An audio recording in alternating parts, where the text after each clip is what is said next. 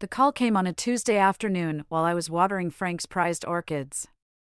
Even now, 6 months after his death, I couldn't bring myself to move them from their spot by the kitchen window. My name is Lila, and that phone call was about to shatter everything I thought I knew about my son. Mrs. Morrison? The voice was professional, clipped.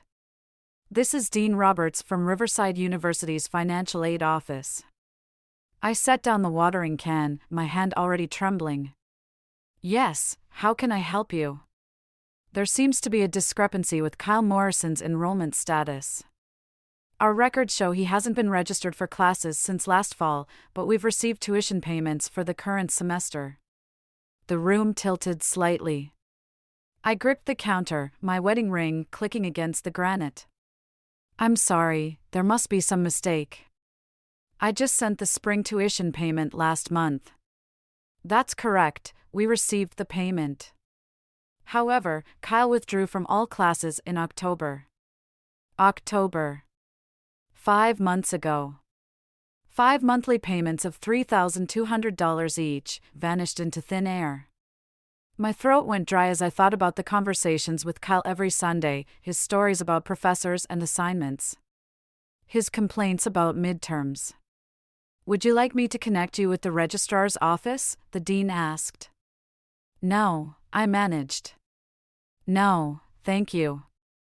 I'll handle this. I hung up and stared at Frank's orchids, their delicate petals trembling in the breeze from the open window. He would have known what to do.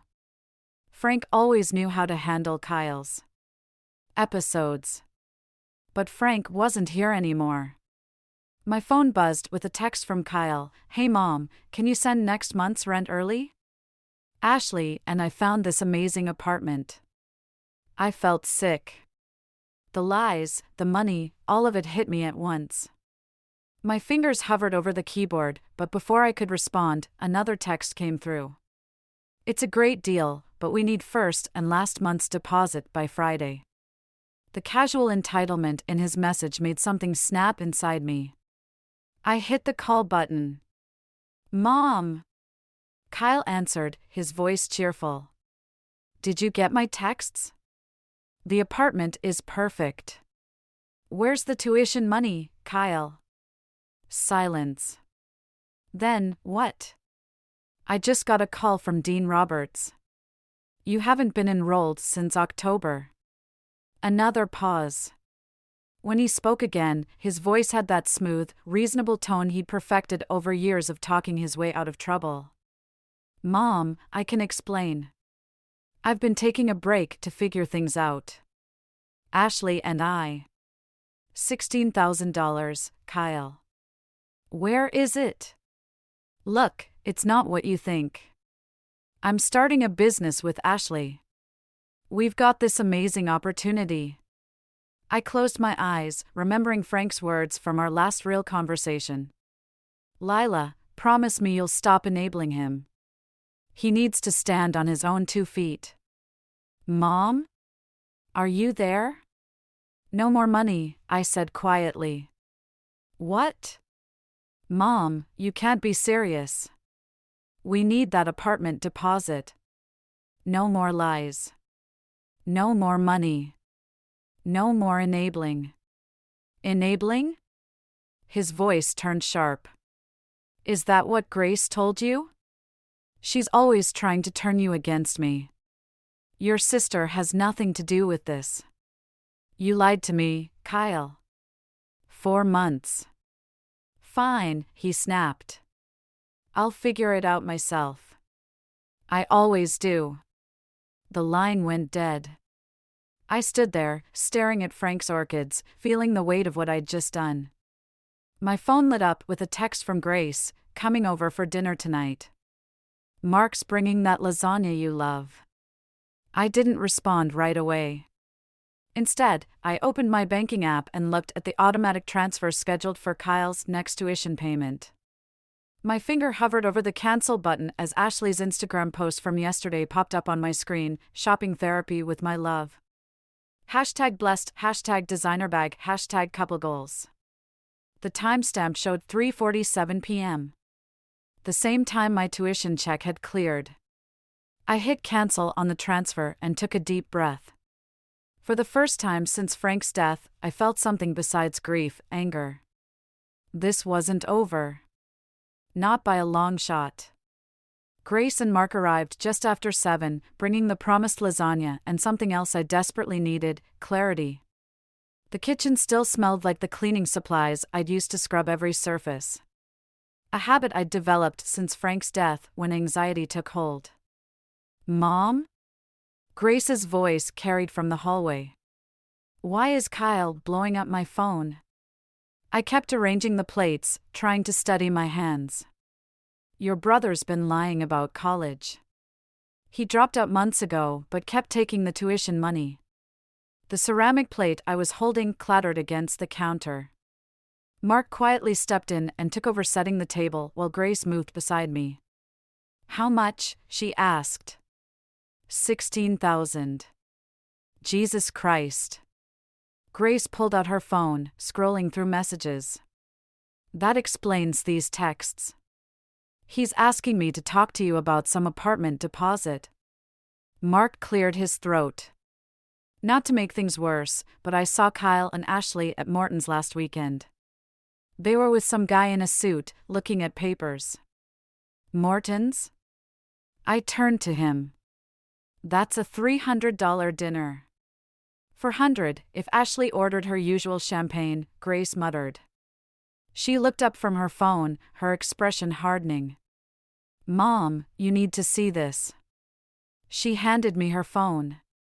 It was open to Ashley's private Instagram account, the one I couldn't access. There were photos of Kyle and Ashley in Las Vegas 3 weeks ago, posing in front of a casino. Kyle was wearing the watch Frank had given him for graduation. "Keep scrolling," Grace said quietly. The next photo showed Ashley's hand sporting a massive diamond ring. The caption read, "When your man sells a family heirloom to give you the ring of your dreams. #upgrade, #blessed. The watch. Frank's watch.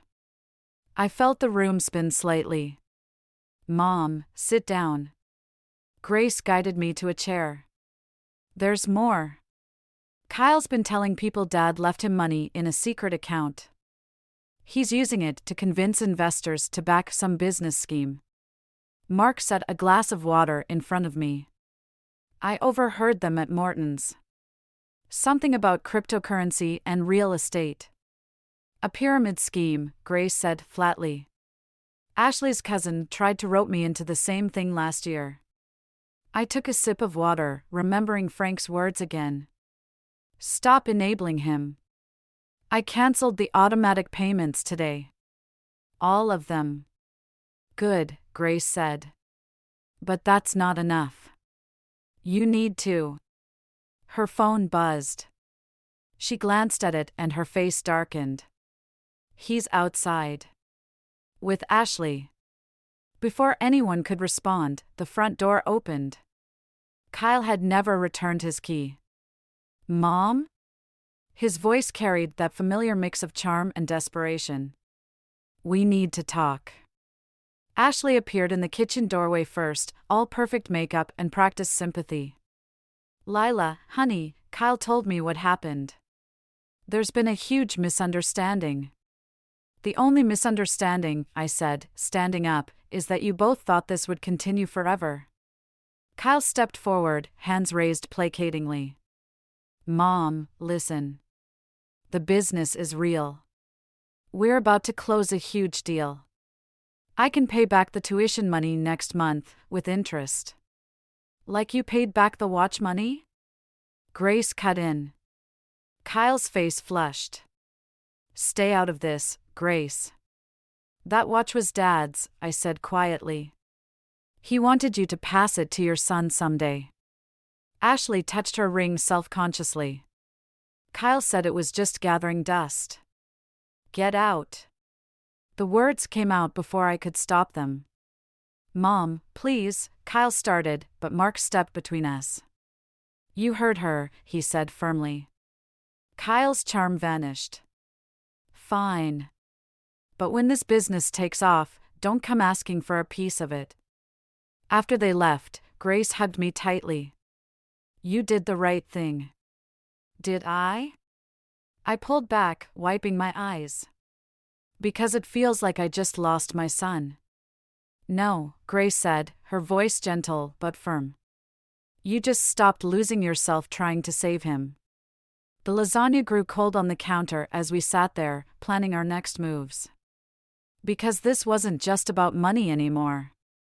It was about honoring Frank's last wish and maybe, finally, helping Kyle grow up the hard way. I just hoped we wouldn't all break in the process.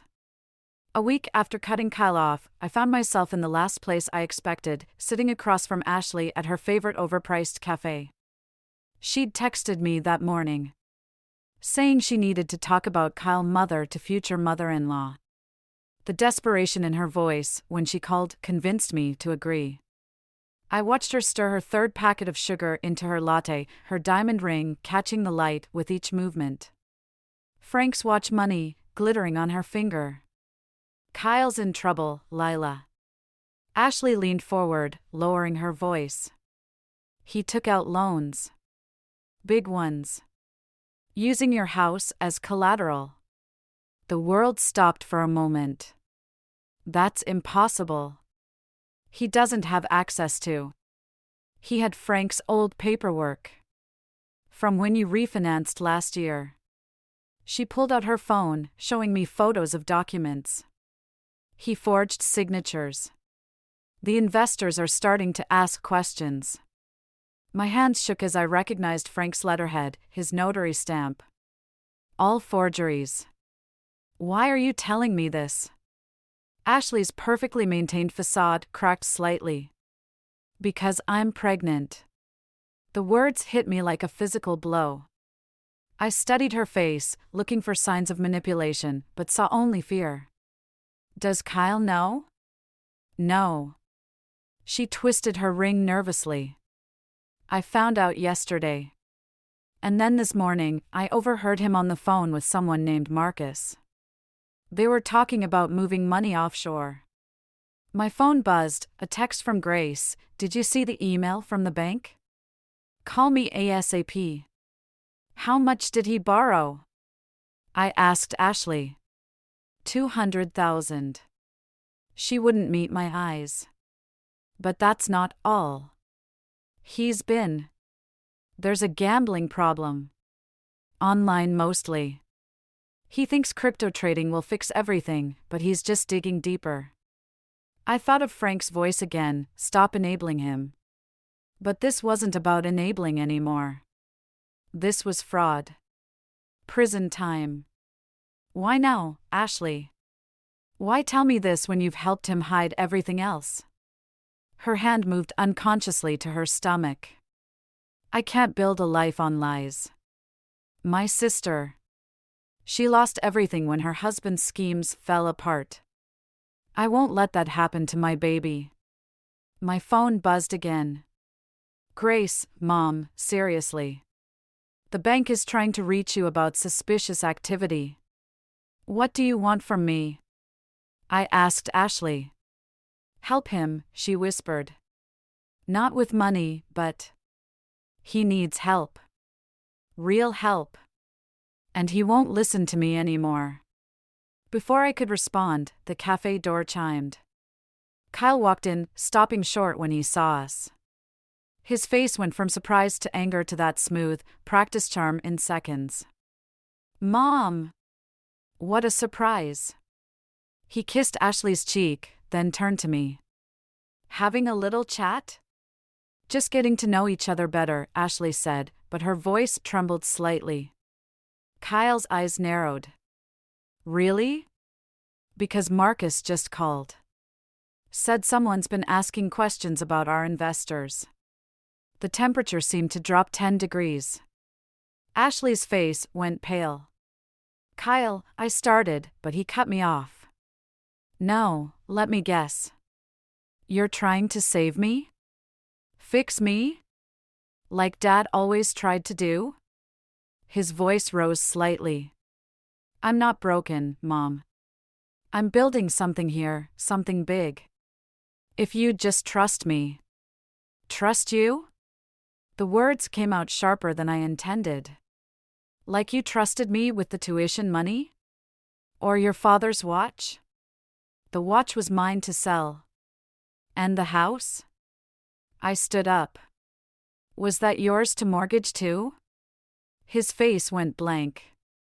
Behind him, Ashley gathered her things quietly, avoiding eye contact. Who told you? He demanded. Your investors are asking questions, Kyle. The bank is calling. It's over. He laughed, but there was no humor in it.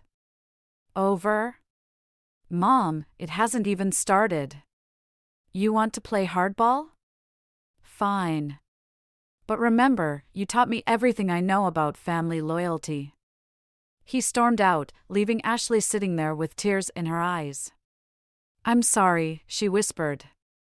I thought telling you would help. I watched through the window as Kyle paced outside, making angry phone calls. It did help, I said quietly, pulling out my own phone to call Grace. It helped more than you know. Because now I knew exactly what needed to be done. And this time, enabling him would mean letting him face the consequences of his actions. All of them. Mark showed up at my door the next morning with a thick manila envelope and a grim expression. As a financial advisor, he had connections at several banks. And what he'd discovered made my conversation with Ashley seem like just the tip of the iceberg. It's not just your house, he said, spreading documents across my kitchen table. Kyle's been using Frank's old business letterhead to approach investors. He's promising returns from a company that doesn't exist. I stared at the papers, each one feeling like another nail in a coffin. How many people? At least 12 investors, mostly retirees. Mark's voice was gentle but firm. They've put in close to $500,000 combined. The room swayed slightly. I gripped the edge of the table, my wedding ring clicking against the wood, a sound that used to comfort me but now felt like an accusation. My phone buzzed. Kyle, we need to talk. Bringing someone who can explain everything. Don't respond, Mark said, reading over my shoulder. Lila, we need to go to the police. He's my son. He's committing fraud. And with Ashley pregnant. The doorbell rang. Through the front window, I saw Kyle's car in the driveway. Next to it was a sleek black Mercedes I didn't recognize. Mrs. Morrison? A man's voice called out. I'm Marcus Wheeler, Kyle's business partner. We really need to discuss this situation. Mark moved toward the door, but I caught his arm. Wait. I want to hear what they say. Lila. Record it on your phone, I whispered. But stay out of sight. He nodded reluctantly, stepping into the kitchen as I opened the door. Marcus Wheeler looked exactly like the kind of man who'd take advantage of my son, expensive suit, practiced smile, dead eyes. Kyle stood behind him, fidgeting with his collar. Mrs. Morrison, Marcus said smoothly, Kyle tells me there's been some confusion about our investment strategy. Fraud isn't a strategy. His smile didn't waver. Strong word, fraud. We prefer to think of it as creative financing. Your late husband understood business innovation. Don't. My voice shook. Don't you dare talk about Frank. Mom, Kyle stepped forward. Marcus has a solution. The investors will get their money back, with interest. We just need one more signature. Yours, specifically, Marcus added. On the refinancing papers for your house. Clean slate for everyone. I looked at Kyle, really looked at him. Behind the desperate charm, I saw something I'd been missing, fear. Real, bone-deep fear. What happens if I don't sign? Marcus's smile tightened. Then unfortunately, Kyle here would bear full responsibility for any misunderstandings with our investors. And fraud charges carry serious prison time. You're blackmailing me with my own son's crimes? I'm offering a solution that protects your family. Marcus pulled out a document. One signature, and this all goes away. I thought of Ashley's face in the cafe, her hand on her stomach. Thought of Frank's last words about enabling. Thought of Grace's voice saying, sometimes love means letting people face consequences. Kyle, I said quietly, what would your father say right now? His face crumpled for just a second before Marcus put a hand on his shoulder, squeezing hard enough to make Kyle wince. Mrs. Morrison, we need an answer. I straightened up, feeling stronger than I had in months. Here's my answer, get out of my house. Both of you. Mark, did you get all that? Mark emerged from the kitchen, phone in hand, already dialing. Marcus's smile vanished. You're making a mistake, he said, backing toward the door. Kyle, let's go. But Kyle stood frozen, looking between us with dawning horror. Mom, please. I love you, I said. Enough to stop this now, before it gets worse. As they hurried to their cars, I heard Marcus hissing at Kyle, you said she was an easy mark. I closed the door and leaned against it, legs shaking. Mark put a hand on my shoulder. The police are on their way, he said. Are you sure about this? I nodded, thinking of the baby who would need at least one parent who wasn't in prison. Sometimes love looks like betrayal. And sometimes, revenge looks exactly like justice. The police interview room felt colder than it should have in June. Detective Santos slid another photo across the table, this one showing Kyle and Marcus with an elderly couple, all smiles and handshakes. The Hendersons, Santos said. Retired school teachers. Invested their entire pension fund. I pushed the photo away, my fingers trembling. How many more? We've identified 15 victims so far. Most of them seniors. She paused, studying my face. Mrs. Morrison, we need to discuss the wedding venue deposits. My head snapped up. What deposits? Your son and Miss Bennett have been collecting deposits for their wedding. Multiple venues, same dates. The checks were written from an account using your address. Before I could respond, there was a knock. Grace appeared in the doorway, her face tight with worry. Mom, Ashley's here. She's asking for you. Detective Santos nodded. We're done for now. But don't leave town, Mrs. Morrison. We'll need to talk again. I found Ashley in the station's waiting room, mascara streaked down her face. Her designer bag was stuffed with papers, and the diamond ring was conspicuously absent from her finger. They froze our accounts, she said without preamble. All of them. Kyle's gone. Gone where? I don't know. He left this morning after the police came. Said he needed to fix things with Marcus. She pulled out her phone, showing me a text, don't trust my mother. She's trying to ruin everything. I'll make it right. Grace touched my arm. Mom, there's more. The retirement home Dad set up for you? Kyle tried to access those funds last week. The room tilted slightly. Frank had spent years planning that retirement fund, making sure I'd be taken care of. The thought of Kyle trying to steal that too. The wedding venues, I said suddenly. How many? Ashley wouldn't meet my eyes. 6. Kyle said it was just backup plans, but Marcus. He kept the deposits. Said it was creative financing. Creative financing?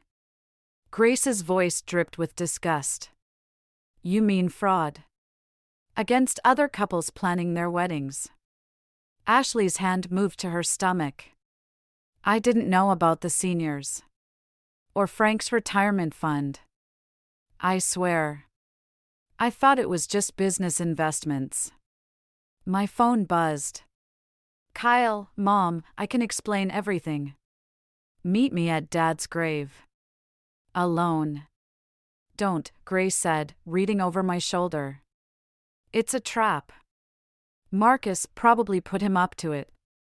But I was already standing. I have to go. Then I'm calling Detective Santos, Grace said firmly. Give me an hour. I touched her shoulder. Your father always said Kyle would need to hit rock bottom before he could climb back up. Maybe this is it. Ashley grabbed my hand. Please. When you see him, tell him about the baby. Tell him I'm sorry. The cemetery was empty when I arrived, except for a groundskeeper in the distance. Frank's headstone stood pristine in the late afternoon sun. Beloved husband and father. The fresh flowers I'd brought yesterday were already wilting. Mom. Kyle emerged from behind a nearby oak tree. He looked terrible, unshaven, shirt wrinkled, eyes wild. Marcus has a plan, he said quickly. We can fix everything. We just need to steal my retirement fund? My voice was steadier than I felt. To hurt more people like the Hendersons? He flinched. You don't understand. Marcus said. Ashley's pregnant. The words hit him like a physical blow. He staggered slightly, catching himself on Frank's headstone. She. What? You're going to be a father, Kyle. And right now, you're facing prison time. His face crumpled. For a moment, I saw my little boy again, the one who used to crawl into my lap after nightmares, seeking comfort. I can't go to prison, he whispered. Marcus says he'll kill me if I talk. Sirens wailed in the distance, growing closer. Grace must have called them anyway. Then let me help you, I said softly. The real way. Not by enabling, not by covering up. By facing this. The sirens grew louder. Kyle looked at his father's headstone, then at me. I'm scared, Mom. I know, baby. I held out my hand. But you don't have to be alone. The police cars appeared at the cemetery gates, and I prayed I was making the right choice. Sometimes love means standing firm even when everything in you wants to run. Kyle's plea deal hearing fell on what would have been Frank's birthday. I sat in the courtroom's hard wooden bench, watching my son in his orange jumpsuit while Detective Santos detailed the extent of his crimes. The numbers kept growing, over $1 million now, with more victims coming forward daily. Grace squeezed my hand as Marcus Wheeler's name came up. He was still missing, along with most of the money. The defendant has agreed to provide information leading to the apprehension of Marcus Wheeler, the prosecutor announced. In exchange for a reduced sentence of 5 years. 5 years. My grandson or granddaughter would be in kindergarten before Kyle got out. Ashley sat across the aisle, her baby bump now visible under her conservative dress. She wouldn't look at Kyle or me. Her parents flanked her like guards, shooting accusatory glances my way, as if I had orchestrated their daughter's humiliation. Mrs. Morrison? I startled. The judge was addressing me directly. Your son's legal team has submitted character witness statements, but they've also mentioned restitution. Are you willing to use your retirement fund to help compensate the victims? Before I could respond, Kyle's attorney jumped up. Your Honor, that's not part of the plea agreement. Let her answer, Kyle interrupted, his first words all day. He turned to face me, eyes red-rimmed. Mom, please. The Hendersons lost everything. If we could just use part of Dad's fund. That fund is gone, I said quietly. The courtroom went silent. Kyle's face drained of color. What? I donated it, I continued, my voice stronger now. All of it. To a victims' compensation fund for seniors affected by investment fraud. It was Frank's money, and that's what he would have wanted. Kyle slumped in his chair. His attorney whispered something urgent in his ear, but he just shook his head. The defendant has something to say, the judge noted. Kyle stood slowly. I want to change my plea. Guilty to all charges. No deals. Gasps rippled through the courtroom. Ashley burst into tears, her parents hurrying her out. Grace's grip on my hand turned painful. You understand this means a significantly longer sentence? The judge asked. Yes. Kyle looked at me finally, really looked at me. My father taught me about consequences. I just wasn't listening. The rest of the hearing passed in a blur. 15 years, with possibility of parole after 10. When they led Kyle away, he didn't look back. Outside the courthouse, reporters swarmed us. Grace and Mark tried to shield me, but one question cut through the chaos.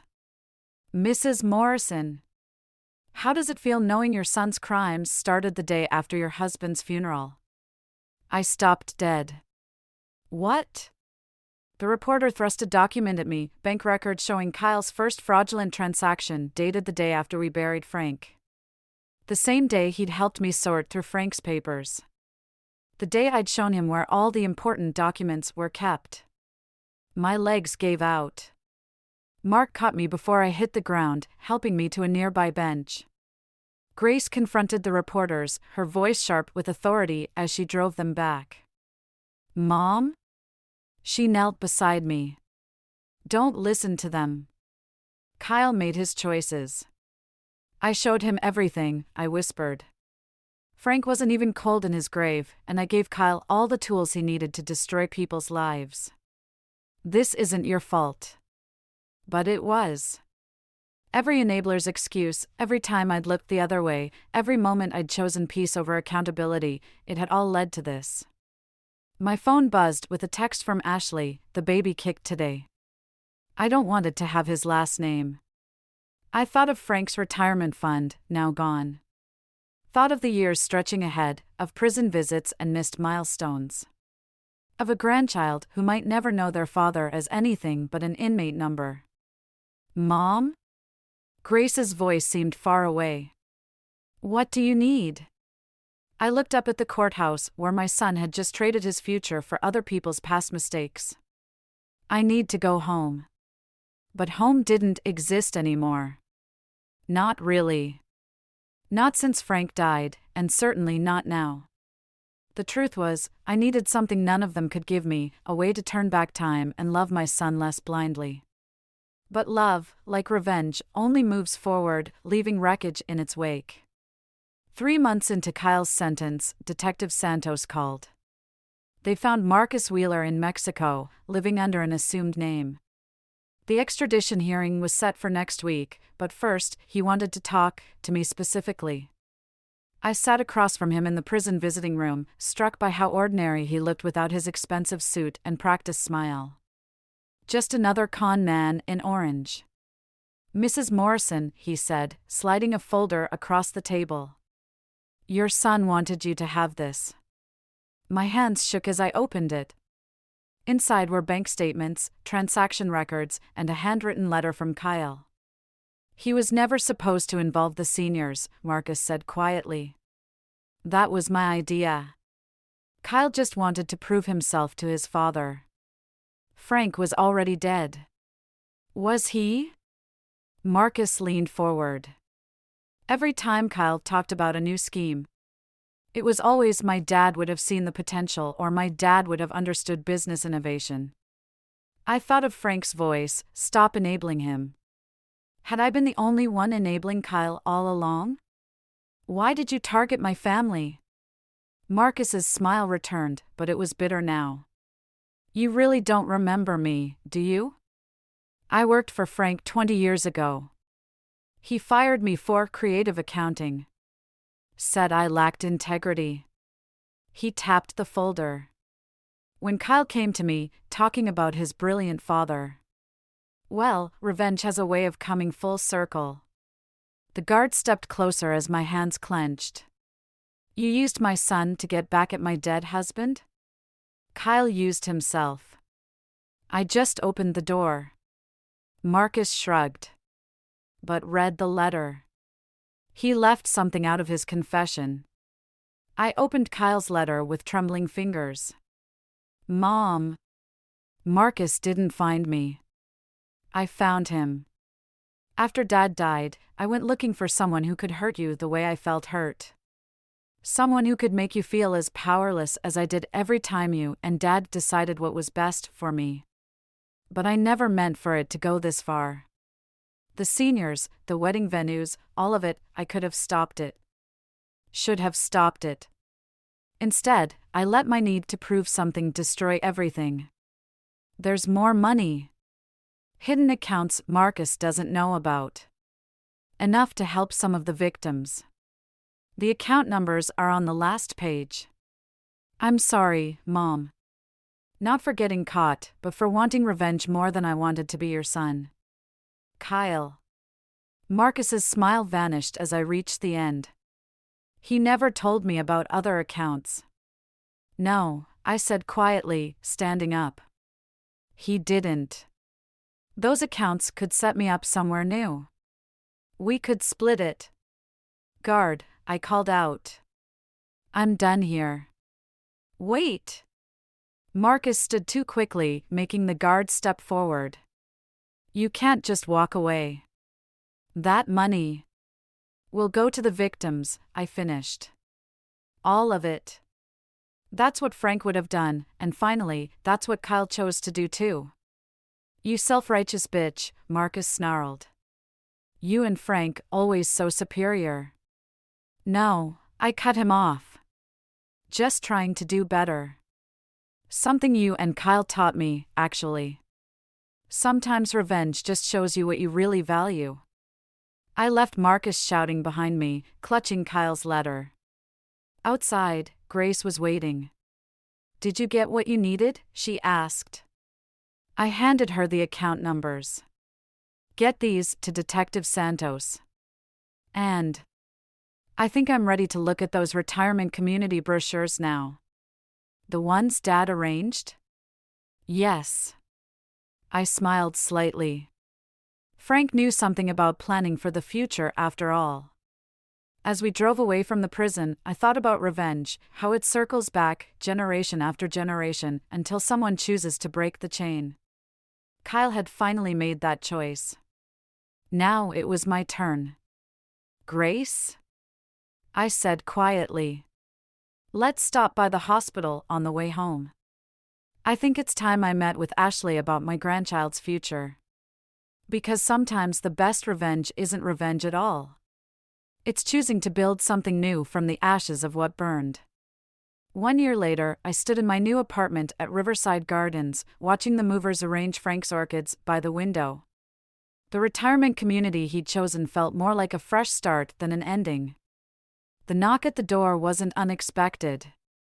Ashley stood there, balancing 8-month-old Frank Jr. on her hip. The baby had Kyle's eyes, but his mother's determined expression. Sorry we're early, she said. Someone was too excited for his grandmother's moving day. I took the baby, breathing in that perfect new life smell. Grace and Mark are bringing lunch. Come in, see the place. Ashley had changed this past year. Working full-time while raising Frankie had given her a different kind of confidence, earned, not performed. The designer bags were gone, replaced by practical choices and hard-won wisdom. Kyle's latest letter came yesterday, she said, watching me with Frankie. He's starting that prison education program you told him about. I nodded, remembering our last visit. Kyle behind glass, asking about college courses, about making amends. Different questions than before. Did you tell him about the trust fund yet? Ashley asked. No. I bounced Frankie gently. Frank left specific conditions. Kyle needs to complete therapy, hold down a job for a year after release. He has to earn it this time. Like I earned your trust back? I looked at her, really looked at her. You chose to stay, Ashley. To let me be part of Frankie's life. That meant everything. The doorbell rang again. Grace and Mark entered carrying food and news. Their adoption application had been approved. More family coming, more love to give.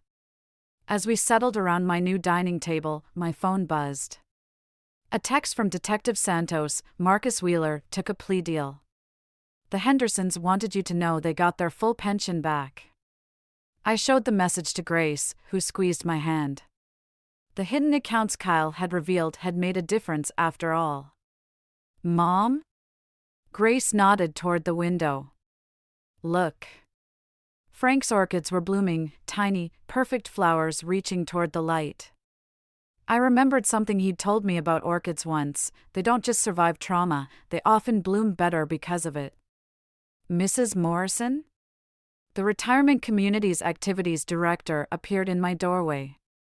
Sorry to interrupt, but the senior financial literacy class you volunteered to teach starts next week. We need your materials for copies.